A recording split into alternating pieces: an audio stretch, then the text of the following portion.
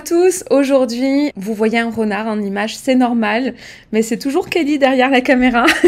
Et puis je suis accompagnée de Laure, parce qu'aujourd'hui on va parler de l'école à la maison en France, de l'instruction en famille, et on va pas se mentir, ces dernières années ça devient de plus en plus compliqué de faire l'instruction en famille. Vous savez, si vous êtes sur cette chaîne, certainement qu'il faut demander l'autorisation pour pouvoir faire l'école à la maison, et qu'il y a de plus en plus de refus. Donc un collectif est né, IEF Power, et il est beaucoup diffusé sur internet sous le nom de Renard. C'est Laure qui est avec moi, qui représente Renard. Donc c'est pour ça que vous avez un renard ici. On va garder cette image qui représente le collectif et le mouvement qui se met en place. Et puis on va vous parler de ce qui se passe en ce moment pour essayer de faire en sorte justement de remettre l'instruction en famille en avant en fait, et que ce sujet soit à nouveau pris à plus grande échelle pour peut-être faire en sorte d'améliorer les droits des familles en France. Bonjour Laure. Bonjour. Tout va bien pour toi? Tout va très bien pour moi. Je suis très contente qu'on ait l'opportunité de parler ensemble aujourd'hui et que je puisse présenter voilà, notre mouvement citoyen, puisque plus qu'un collectif, nous sommes un mouvement citoyen voilà, pour lutter contre les dérives administratives qui sont légion depuis 2024 et contre cette machine administrative donc, qui a accéléré cette année 2025 et qui pousse aujourd'hui les familles à scolariser leurs enfants sans étude des dossiers. Donc voilà, je suis ravie d'être avec toi aujourd'hui. Bah écoute, je suis très contente d'être avec toi aussi et qu'on puisse parler de ça ensemble parce que je trouve que c'est vraiment important de continuer à en parler, justement, de continuer à essayer de faire bouger les choses. Donc on va commencer. Est-ce que tu veux te présenter à ceux qui nous écoutent pour commencer? Bien sûr. Alors moi, je m'appelle Laure. Je suis une maman. Je suis donc la maman d'une petite fille qui a 6 ans et qui est instruite en famille depuis toujours, donc depuis 3 ans. Parce que très vite, on s'est rendu compte que la collectivité la rendait anxieuse. Et donc on s'est tourné vers l'instruction en famille pour pouvoir lui proposer une autre manière d'aborder l'instruction, pour qu'elle reste dans un milieu où elle était en confiance et pour qu'elle puisse se construire sereinement, voilà, en respectant voilà, ses choix, ses besoins et les moments où elle était prête à apprendre les choses. Voilà. Quand il a fallu faire notre première demande, alors je me suis inspirée de toi et de tes documents que tu avais mis en ligne à l'époque, donc c'était il y a déjà 3 ans. Et puis j'ai mis le paquet. J'y ai travaillé pendant des semaines, j'ai mis des photos, j'ai mis un emploi du temps détaillé. Vraiment, j'ai mis tout ce que je pouvais, tout mon cœur, tout mon temps dans ce dossier. Et après 3 ans de contrôle pédagogique positif, je pensais vraiment qu'on ne pouvait rien me reprocher. Voilà, je pensais que j'étais intouchable. Et puis finalement, cette année, ça a été un refus, donc ça a été la douche froide. Voilà, elle a eu un refus, pas parce qu'elle ne s'épanouit pas parce qu'elle n'apprend pas. Elle a eu un refus tout simplement parce qu'elle change de cycle et qu'elle passe au CP. Okay. Voilà, il faut savoir que cette année, on a remarqué que toutes les nouvelles demandes de petites sections, les passages CP et les passages 6e, sont systématiquement refusés. Voilà, en réalité, l'administration laisse les enfants terminer leur cycle et puis finalement, après, pousse les familles à les rescolariser. Donc, quand j'ai lu la réponse de l'académie et du rectorat, j'ai eu l'impression que personne n'avait lu mon dossier. J'ai eu l'impression qu'on avait fait ce choix arbitraire pour mon enfant sans prendre en compte mon travail derrière, l'implication de son papa et de moi-même, et puis même toutes les actions que nous menons de notre côté au quotidien avec d'autres enfants, d'autres associations pour qu'ils soient sociabilisés, pour qu'ils soient heureux et pour qu'ils soient bien dans leur peau. Et donc, face à ça, je me suis dit qu'il fallait agir et j'ai cherché avec d'autres parents une manière d'agir différemment pour rallier le plus de personnes. Donc là, c'est la naissance du collectif. Alors, en fait, tout est parti donc d'une discussion entre parents suite au refus. On avait tous vécu cette injustice de la même manière. Et au début, on a réalisé seulement sur notre département qu'il y avait ces similitudes-là. Et puis, on s'est rendu compte petit à petit que finalement, les refus étaient similaires partout en France, que c'était complètement banalisé, que les phrases étaient stéréotypées avec des refus sans individualisation.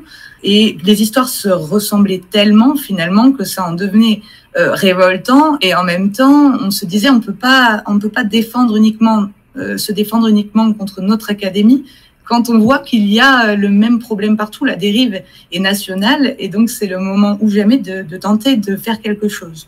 Alors on a décidé de se regrouper, on a partagé des témoignages, des documents, des recours entre nous. Et puis, on s'est mis à travailler sur un dossier pour alerter les médias, les élus et surtout l'opinion publique pour que tout le monde puisse prendre conscience de ce qui est en train de se passer en ce moment avec l'instruction en famille. Ça a dû vous prendre beaucoup de temps.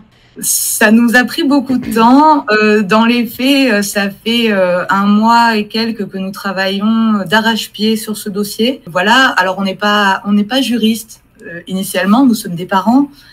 Donc, on a essayé de recenser, regrouper, reclasser tous les refus par motif, par phrase stéréotypée, par cas particulier, par situation médicale également. Voilà, et on s'est dit, il faut vraiment qu'on arrive à toucher très très rapidement un public assez large pour que tout le monde puisse comprendre qu'on peut agir chacun de notre côté, mais séparément, on n'a pas de poids. Séparément, on murmure, alors que tous ensemble, on peut crier. Donc on voit comment ce mouvement s'est mis en place. Est-ce que tu veux un peu me dire qui fait partie de ce mouvement justement ? Bien sûr. Au départ, il faut savoir que le mouvement a été initié dans le Var. Aujourd'hui, il y a des familles d'un petit peu partout en France et dans les dom-toms également, avec donc des familles qui ont des enfants avec des profils qui sont très différents. On a des enfants au potentiel, des enfants avec des besoins éducatifs particuliers, avec des rythmes de vie atypiques, avec des motifs médicaux ou des situations géographiques particulières. Ils ont tous un point commun, c'est que l'école classique, telle qu'elle est amenée actuellement, ne leur convient pas parce qu'ils ne sont pas prêts, parce qu'ils ont des sensibilités particulières, parce que le moment n'est pas encore venu pour eux de rentrer dans ce cadre-là. Je le précise quand même parce que c'est très important. Nous ne sommes pas une association, nous ne sommes pas vraiment militants. Nous sommes un mouvement citoyen de contestation qui est ouvert à tous, sans distinction ni politique ni religieuse. On défend la liberté éducative pour tous et sans étiquette. Merci pour ta précision, c'est très important de le préciser. Puis je pense qu'effectivement, à ce stade-là, bien plus que la politique, la religion ou les différences qu'il peut y avoir entre les personnes, ce qu'il faut, c'est s'unifier tous ensemble. Parce que ça concerne tout le monde, en fait. On est tous dans le même bateau, donc je suis d'accord avec vous sur le fait qu'on doit être au-delà de tout ça. Merci. La dernière fois qu'on discutait, tu me disais que vous avez réussi à rassembler beaucoup de témoignages de familles, que vous avez eu énormément de retours de familles qui ont reçu des refus. Est-ce que tu veux nous en dire un peu plus ? Qu'est-ce que tu entends le plus souvent dans ces témoignages, par exemple ? Alors, dans les témoignages qu'on reçoit des familles, ce qu'on entend le plus souvent, c'est la frustration. C'est une frustration réelle devant des refus qui ont été faits sans analyse, devant des réponses qui sont copiées-collées et parfois des incohérences dans les fratries. Alors ça, déjà, ce sont des retours qu'on a évidemment de manière massive. On a remarqué aussi que on a des délais qui sont très courts entre certains dossiers et entre l'envoi de certains dossiers et les réponses. Donc, on se demande comment le dossier peut être étudié sérieusement. Donc, beaucoup de familles appuient sur ce point en disant mon dossier n'a pas pu être lu, c'est pas possible. Et puis, il y a l'impact humain, donc le stress, l'anxiété et un sentiment d'impuissance chez les enfants comme chez les parents, puisque ce sentiment est partagé dans les familles. On a des familles qui éclatent suite à ce type de refus arbitraire. On a des enfants qui perdent confiance en leurs parents, qui se sont engagés vis-à-vis d'eux à les protéger et à les accompagner au mieux selon leurs souhaits. Et donc ces enfants-là, effectivement, sont aujourd'hui dans une situation de détresse psychologique, tout comme leurs parents d'ailleurs, qui ne savent pas comment réagir face à ça. On est tous très démunis. Et puis on touche à quelque chose de très profond, on touche quand même à une liberté. C'est la liberté de choisir ce que nous estimons, parents, être le mieux pour nos enfants. Imaginez à quel point ça peut être compliqué pour des enfants qui sont depuis des années avec leurs parents, que ce soit parce que ils ont 3 ans et puis ils ont juste grandi toute leur vie avec leurs parents, ou parce qu'ils font ça depuis des années et puis d'un coup il y a un refus qui tombe de nulle part et qui se retrouvent à devoir changer complètement de vie parce qu'on leur impose et qu'ils l'ont pas choisi. J'imagine que ça doit être vraiment très compliqué selon les situations à vivre pour les parents et pour les enfants. Effectivement, ça l'est. Et puis, beaucoup d'enfants, cette année, avaient sollicité par le biais de courriers qu'ils avaient rédigés eux-mêmes, par le biais de dessins qu'ils avaient faits. Et ça n'a pas été pris en compte. Alors, bien sûr que l'enfant n'est pas seul décisionnaire, mais la voix de nos enfants dans nos familles doit être écoutée. Je parle pour mon cas, par exemple. Concernant l'instruction en famille pour cette année, nous avons eu une conversation autour de la table avec ma fille et son papa, où nous lui avons proposé de retourner à l'école en même temps que son meilleur ami, voilà, ou de continuer l'instruction en famille avec des cours à côté, avec un certain nombre d'obligations aussi, puisque l'instruction en famille n'est pas complètement dénuée de règles. Et elle a fait ce choix par elle-même de continuer de l'instruction en famille, d'être séparée de son meilleur ami. Imaginons bien qu'à 6 ans, c'est pas forcément facile comme séparation. Et elle avait rédigé, à l'attention de l'académie et de l'inspection, elle avait rédigé un courrier.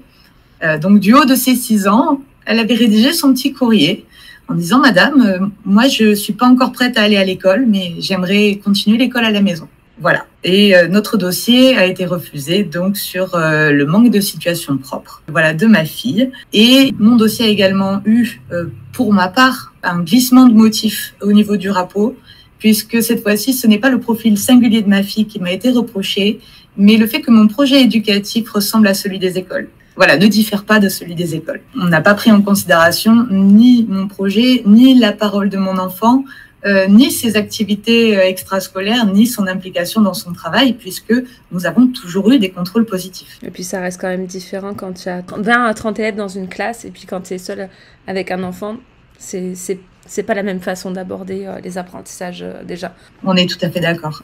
Tu m'as parlé de ta situation. Est-ce que tu as d'autres exemples de familles qui ont vécu des refus comme ça à partager? Oui, bien sûr. On a un petit garçon qui est là, ça a été avéré. Je sais que c'est un terme qui est très utilisé et parfois à mauvais escient. C'est un petit garçon qui a le même âge, par exemple, que ma fille, et qui suit déjà un certain nombre de cours de 2 années plus tard. C'est-à-dire qu'il est actuellement au CP et il suit des cours de CE2 pour certaines matières, des cours de CE1 pour d'autres et des cours de CP pour encore d'autres. Donc, on ne peut pas vraiment le rentrer dans une case particulière. Et ce petit garçon-là, par exemple, a été refusé au même titre que la mienne, sur le manque de situation propre. Nous avons des enfants qui ont déclenché des phobies scolaires. Et on leur a refusé l'autorisation sur le principe que le problème a été réglé par le directeur de l'établissement. Dans les faits, l'enfant vit très mal le fait de pouvoir être rescolarisé et les parents ne savent plus comment faire pour l'aider à vivre au mieux cette situation-là. On a des parents qui ont déposé des motifs médicaux avec de vrais problèmes de handicap ou de troubles chez leurs enfants qui n'ont pas été reconnus parce que pas suivis par des pédopsychiatres. Dans la réalité, les pédopsychiatres, il faut parfois jusqu'à 1 année pour obtenir un rendez-vous. Donc, on ne peut pas se permettre d'attendre le rendez-vous.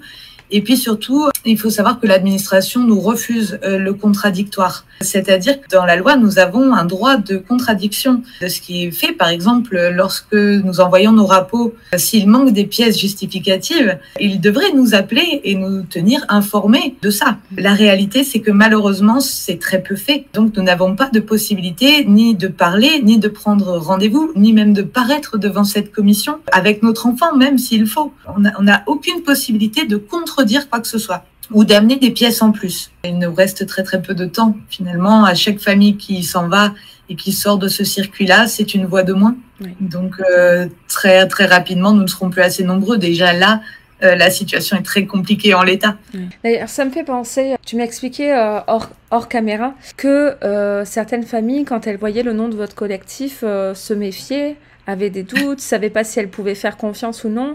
Et je pense que c'est important d'en parler. Par exemple, qu'est-ce qui a fait le nom de votre collectif IEF Power? Alors, dans l'urgence de la situation, nous étions plusieurs familles à discuter avec les enfants qui jouaient à l'extérieur. Et les enfants sortaient de quelques heures d'anglais. On n'avait pas d'idée pour le nom de notre collectif et les enfants se sont mis à chanter derrière nous IEF Power, IEF Power. Et dans l'urgence, on les a écoutés. Et aujourd'hui, si on pouvait revenir en arrière et changer le nom de notre collectif, on le ferait volontiers.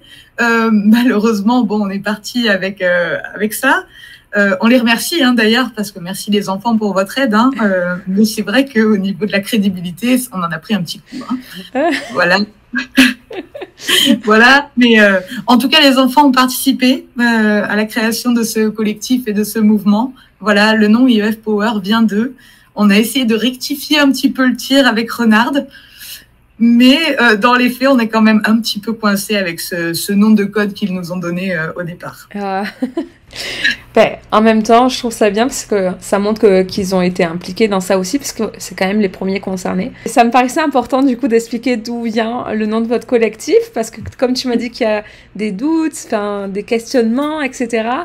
Puis quand on connaît l'histoire, ok, ben pour les familles, je pense que ça va paraître logique. Je pense que ça n'empêchera pas de mener des actions quoi qu'il en soit, donc c'est l'essentiel. On va continuer pour voir qu'est-ce que vous faites en ce moment, qu'est-ce qui est en cours. Donc tu m'as parlé d'un dossier, tu en as dit un peu plus sur en quoi il consistait. Qu'est-ce qui va se passer avec ce dossier en fait? Comme je l'ai dit au début, nous ne sommes pas des juristes. Donc nous, on a fait un vrai travail pour récupérer des cas, des témoignages et tout regrouper avec des similitudes et pour montrer que la situation est banalisée.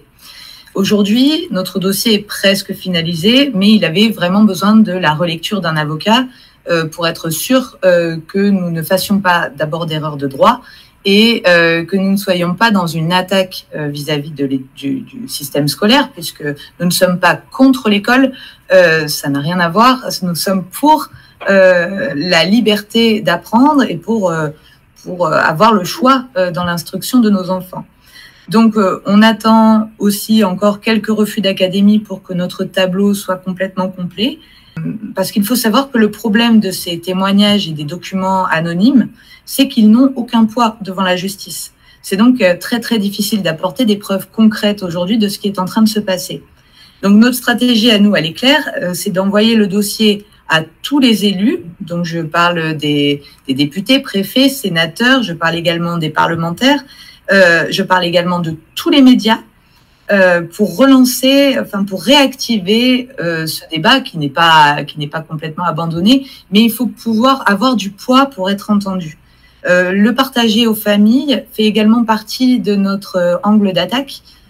Si on peut parler d'attaque, parce que ce n'en est pas vraiment une, notre angle de défense, on va dire. Donc, dans quelques jours, on diffusera ce dossier via un lien partagé et il reviendra à chaque famille de s'en saisir et de le porter librement devant les élus qu'elle a choisis, de contacter les médias qu'il juge le plus représentatifs par rapport à sa situation, parce que chacun agit selon ses convictions. On ne juge personne et on ne jugera personne jusqu'au bout. L'important, c'est que l'intention est de défendre le droit de son enfant à l'IEF. Chaque action compte, même si nous ne partageons pas systématiquement les mêmes valeurs, les mêmes opinions politiques, les mêmes religions. Nous sommes tous là pour nous battre pour quelque chose de plus grand, qui est un droit, qui est une liberté, et c'est la liberté de pouvoir instruire nos enfants. Et puis, donc ce dossier, vous allez le partager sur Facebook, sur la page Renard. Peut-être je vais faire une capture d'écran et puis l'afficher en fait. Comme ça, oui. Les personnes pourront voir où trouver le collectif. Alors, oui, alors pour répondre à ta question, oui, il sera diffusé sur la page Renard. Il sera aussi, je l'espère, mis en lien sur Instagram et X. Voilà, où donc notre collectif essaie d'être aussi. Donc attention, je précise qu'une personne qui parle à Renard sur Facebook ne parle pas systématiquement la même Renard sur Instagram ou sur X. Effectivement, nous sommes plusieurs membres du collectif et comme cette action est quand même relativement chronophage, on ne peut pas se permettre de laisser une seule personne se débrouiller avec les médias et avec les réseaux. Je suis pour ma part celle qui s'occupe du réseau Facebook. J'étais également pour partie à la rédaction du dossier. J'étais pas seule. Voilà. Et donc, notre lien sera diffusé le plus largement possible à toutes les personnes qui le souhaitent. Voilà, il ne sera pas limité à certains et il ne sera pas diffusé que selon des opinions politiques ou des valeurs personnelles. D'accord, super. Donc là, ça va être la prochaine étape. Vous attendez la validation de l'avocat. Oui. Ensuite, votre dossier est validé. Il est relu par tous nos membres avant d'être envoyé pour être bien certain qu'aucune information ne soit tendancieuse. Voilà, on vérifie bien que tous nos dossiers sont anonymes. En principe, à chaque fois que nous recevons un dossier, nous l'anonymisons de manière systématique. Et une fois que le dossier est anonyme, nous supprimons la version où nous avons les noms des personnes. Voilà, le but n'est pas de garder ce type d'informations pour nous, c'est systématiquement supprimé. Nous ne gardons que les dossiers anonymes. D'accord. Et donc tous ces dossiers de témoignages, en fait, vous les mettez, vous les rajoutez en annexe dans le dossier. On les rajoute en annexe. Voilà, classé par cas, par similitude, par refus avec des phrases type. Voilà, pour que chacun puisse réaliser d'abord qu'il n'est pas seul, et puis pour montrer aux élus et aux médias ce qui est en train de se passer. Oui. Parce que quand on lit tous ces témoignages, c'est criant de vérité. Voilà, les dossiers ne sont clairement pas lus pour certaines régions, certaines académies ne sont pas logées à la même enseigne que d'autres. Il faut savoir donc que les inspecteurs changent tous les 2 ans. Il faut se dire que même si aujourd'hui on a l'autorisation, on n'est pas intouchable pour l'année suivante. C'est ce que j'ai cru moi aussi avec mon dossier, en me disant mais je sais rédiger, je sais faire, et puis on me l'a jamais refusé jusqu'à maintenant, ça fait 3 ans. Ouais. Mais les enfants doivent rentrer à l'école parce que la loi va dans ce sens et que l'application de cette loi connaît actuellement des dérives quand même qui sont relativement graves. Et donc dans tous ces témoignages que vous avez rassemblés, comme tu disais, il y a d'autres éléments comme par exemple, j'imagine vous avez mis peut-être les données statistiques. Bien sûr, nous avons des données statistiques, un certain nombre de sondages, nous avons beaucoup d'informations voilà, qui ne sont pas cachées, qui peuvent se trouver sur Internet, mais bon, ça reste quand même un gros travail derrière. Et puis surtout, même si toutes les informations sont là et qu'elles sont données sur Internet, c'est très très compliqué de les réunir et d'avoir un dossier qui est viable sans avoir des voix qui portent derrière. C'est-à-dire que on a tous envie de se défendre chacun contre notre propre académie. Vraiment, nous, l'Académie de Nice, cette année, c'est extraordinaire. Donc, on a vraiment envie de se battre contre notre académie. Mais il ne faut pas se leurrer, nos voix toutes seules n'ont pas de valeur. On pourrait être 50, ça n'aurait pas plus de valeur. Il faut vraiment que les gens s'unissent et qu'ils se posent la question de comment ça va se passer l'année prochaine. Moi, j'ai mon autorisation. Comment ça va se passer pour moi si je tombe sur le mauvais inspecteur? Et comment ça va se passer pour moi si je peux continuer l'IUF et qu'à côté de ça, toutes les personnes, toutes les familles que je connais et les enfants, amis de mon enfant n'ont pas l'autorisation? Comment continuer l'IUF dans des conditions pareilles? Ça va être très compliqué. Donc c'est vrai qu'on a envie que les personnes se mobilisent. On a pris sur nous de régler l'avocat, parce qu'il y a quand même une partie qui est financière. Le but, c'est vraiment de l'offrir, ce dossier, à tout le monde, même à ceux qui ne nous ont pas envoyé leur témoignage. On veut vraiment que tout le monde puisse s'en saisir et lutter à sa mesure, selon ses convictions et ses valeurs. Merci en tout cas pour tout ce que vous avez fait, tout ce que vous avez investi de temps, d'argent aussi, et de mettre tout ça à disposition de tout le monde, parce que justement dans la volonté que ça puisse avancer. Vraiment c'est fantastique et heureusement et merci qu'il y ait des personnes comme vous avec nous. Donc là concrètement le dossier est validé. Une fois qu'il est validé, peut-être autour du 15, vous pouvez le diffuser à grande échelle. Les familles, vous allez l'envoyer comme tu disais à tous les élus, toutes les personnalités politiques quoi. Et puis aux médias aussi. À tous les médias, effectivement, sans distinction non plus. Ok, super. Et donc, l'objectif, c'est que les familles qui reçoivent ce dossier puissent, elles aussi, le transmettre à leurs élus, aux médias locaux, etc. C'est ça ? Voilà, et selon leurs convictions profondes à elles. C'est-à-dire que quelqu'un qui aura une politique plutôt de droite l'enverra à droite, et ceux qui auront une politique plutôt de gauche l'enverront à gauche. Nous ne sommes pas là pour juger ni les uns ni les autres. Ce qu'il faut vraiment maintenant, c'est que médiatiquement, on reparle de nous. Parce que l'instruction en famille est en train de disparaître et que malheureusement, elle disparaît en silence parce que personne ne s'y intéresse. Et pourquoi personne ne s'y intéresse? Parce qu'on n'a pas de preuves. Et donc, une fois que ça s'est transmis, est-ce qu'il y a d'autres actions qui vont se mettre en place? Alors, je pense qu'effectivement, d'autres actions vont suivre.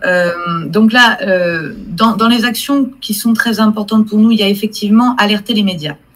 Là-dessus, on est très clair, il faut qu'on alerte et il faut qu'on puisse solliciter tout le monde pour nous aider.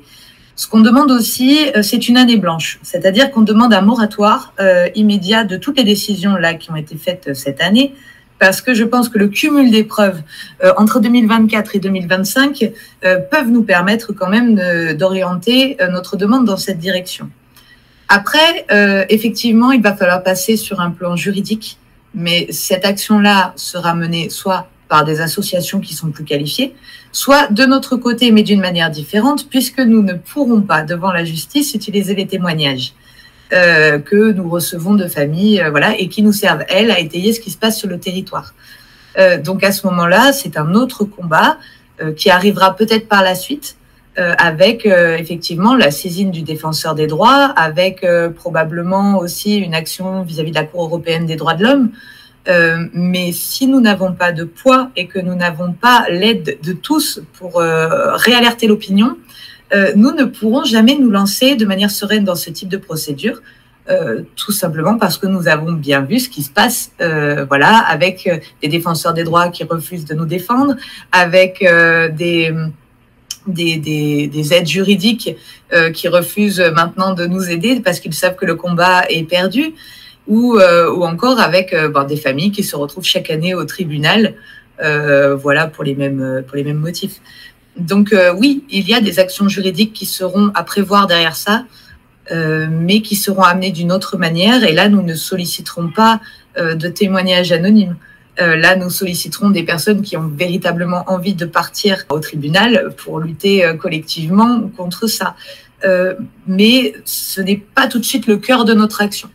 Le cœur de votre action, c'est vraiment de remettre sur l'avant de la scène pour que ce soit exposé au grand public, parce que beaucoup n'ont pas conscience finalement de cette réalité que vivent les familles, et que possiblement, peut-être avec un peu de chance, il y aurait des députés, des élus qui se rassembleraient, qui diraient « Ok, on va reparler de ça en termes de loi, oui. Peut-être revoir les choses en fait ». Disons que nous, notre dossier, on l'envoie de manière massive, mais ça va partir du même endroit. Les familles, après, peuvent tout à fait s'en saisir et le déposer physiquement, ou tout simplement le relayer également par mail, en surchargeant les boîtes mail et en montrant que l'information et ce dossier-là vient de partout. Parce que à partir du moment où ça vient de partout, c'est plus difficile de nous faire taire. Je veux dire, tout seul, on est des petits murmures égarés, voilà, et qui ne sont pas entendus. Mais si collectivement on agit à partir de la mise en libre circulation de ce dossier, en l'envoyant, en choisissant les personnes qu'on veut saisir pour nous représenter, en alertant massivement, on ne pourra pas être passé sous silence de la même manière. Les médias, concrètement, quand on leur parle, quand une famille seule va leur parler, ils vont peut-être faire un petit article, voilà. Là, on amène quand même un dossier avec 108 pages d'annexes pour le moment. Voilà, de documents qui viennent nationalement, des DOM-TOM, de région Bretagne, du Var, du centre. On a vraiment des témoignages et des refus anonymes et des refus rapos et des décisions de tribunal qui permettent aux médias de revenir sur le sujet avec quand même un certain nombre d'éléments qu'ils peuvent exploiter. Parce que là, c'est pas une famille toute seule qui se bat. C'est l'ensemble des familles qui peut demander le droit de lutter contre ça, qui peut agir. Chacun peut faire quelque chose. Oui. Voilà. Et nous, ce qu'on essaie de faire comprendre, c'est que les familles ne sont pas seules. Chaque famille qui conteste une décision injuste aide les autres finalement. Ce combat, c'est un combat humain et c'est un combat qui est administratif, bien sûr, parce qu'il s'agit de protéger nos enfants, de défendre une liberté éducative. Et que ensemble, on peut vraiment faire bouger les choses. Ouais. Et nous, de notre côté, notre petit collectif, IEF Power, voilà, on ne lâchera pas. On va continuer encore et encore jusqu'à ce qu'on arrive à faire passer le message aux médias. Mais pour ça, on a vraiment besoin de l'aide de tous. Et on a besoin que les gens s'apaisent aussi concernant notre anonymat. Pourquoi nous sommes anonymes? Parce qu'un certain nombre de familles sont actuellement dans des procédures au tribunal, voilà, pour défendre la liberté d'instruire leurs enfants, et que nous ne voulons pas prendre le risque de nuire à la liberté de nos enfants non plus et de leur nuire dans les décisions du tribunal, parce que ce type d'action n'est pas forcément très apprécié. Pourquoi on veut être anonyme aussi? Parce qu'on veut réunir l'ensemble. On ne veut pas se battre uniquement pour les personnes qui soit restent dans la légalité, soit ont choisi la désobéissance civile, soit voilà. On veut représenter l'ensemble, on veut que chaque famille puisse se saisir de ce dossier et se défendre comme elle le peut. Je me demandais aussi si un parent souhaitait rejoindre le collectif de manière plus active, s'impliquer un peu plus, aider justement dans l'élaboration du dossier ou peu importe. Est-ce qu'il a la possibilité de rejoindre votre collectif? Oui, bien sûr. Il y a la possibilité de rejoindre notre collectif. Il suffit pour ça tout simplement de prendre contact avec moi ou l'une d'entre nous, que ce soit sur Facebook, Instagram ou X. Et dans la mesure du possible, nous ajoutons les personnes sur notre groupe de travail. Il faut savoir que sur le groupe de travail, donc pour le moment, nous partageons un certain nombre de documents uniquement en commentateur, voilà, pour que les personnes puissent commenter le travail effectué et nous faire part de des modifications que eux souhaiteraient apporter. Après, vu la vitesse à laquelle nous souhaitons aller, nous n'aurons pas le temps d'intégrer ou de modifier tous les commentaires ou de prendre en compte l'ensemble des commentaires. Voilà, on veut vraiment aller très très vite. Le premier retour important pour nous est celui de l'avocat. Après, bien sûr qu'il y aura une relecture générale pour ceux qui le souhaitent. Voilà. Et puis, si des personnes souhaitent agir activement à nos côtés, bien sûr, prenez contact avec nous. Notre anonymat fait polémique suite à une vieille histoire d'un certain monsieur qui a fait beaucoup parler de lui il y a quelques années sur les réseaux. Je ne suis pas ce monsieur-là. Je ne représente pas non plus ce monsieur-là. Je représente vraiment un groupe de parents qui a subi des refus injustifiés et qui tente une nouvelle manière d'alerter différente. Et alors, pour finir, qu'aimerais-tu que les familles retiennent de ton message aujourd'hui? Ce que j'aimerais que tout le monde retienne, c'est que d'abord, on n'est pas tout seul. On est éparpillés un petit peu partout, mais on subit tous la même chose. Votre refus, c'est aussi notre refus ou le refus d'une autre famille à côté. Et quand on reste uniquement dans sa région, quand on reste uniquement dans son collectif, dans son secteur, on se rend pas forcément compte que la situation est partout pareille. Donc, nous, ce qu'on aimerait que les gens retiennent, c'est faites-nous confiance parce que on est comme vous.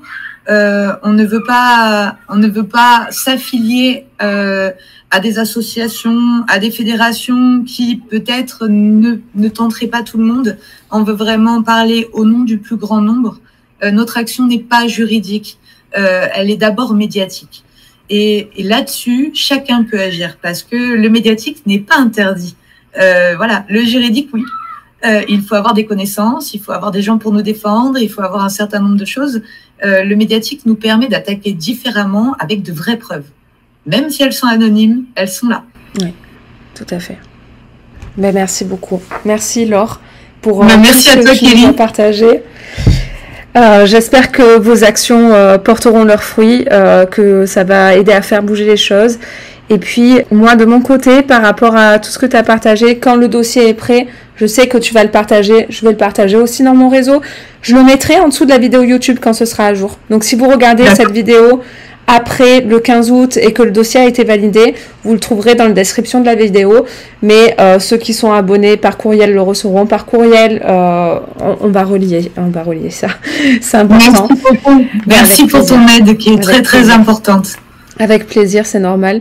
Et puis, merci à vous pour tout ce que vous faites. Parce que c'est du travail, c'est beaucoup d'investissement. En tant que parent, surtout quand on fait l'école à la maison, c'est énorme. Je sais ce que ça peut représenter comme travail. Donc, merci à vous tous du collectif, de porter ça ensemble pour tenter de faire changer les choses. Et j'espère vraiment que ça fonctionnera. Nous l'espérons tous. Et puis, de manière plus utopique, nous nous souhaitons à tous un jour un retour au régime déclaratif. Voilà, ça serait merveilleux. Il faut le dire quand même. On l'espère, on l'aimerait. serait Et il faut essayer de se battre tous ensemble pour pouvoir un jour prétendre y revenir.